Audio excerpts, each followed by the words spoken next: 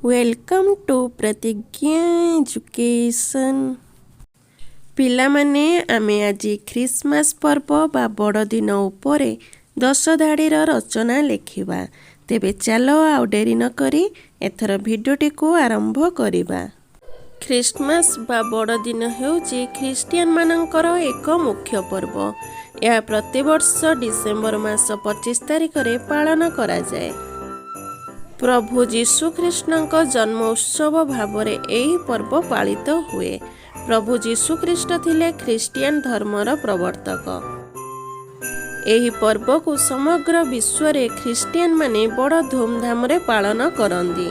यही पर्वर आगमन पूर्व लोक माने गिर्जा घर और दुकान को अति सुंदर भाव रे सजाई थांती। एही दिन मध्य सेमाने ख्रिसमास वृक्ष को घर को आनी विभिन्न प्रकार आलोक रे सजाई थांती। ख्रिसमास पर्व दिन ख्रिस्टियन माने गिर्जा को जाई एकाठी होई प्रभु जीशु कृष्ण को प्रार्थना करंती। सेमाने परस्पर को मिठा और केक खुआई ख्रिसमास शुभेच्छा जणांती। ख्रिसमास पर्व प्रेम शांति और भाईचारार वार्ता देई थाए। Thanks for watching.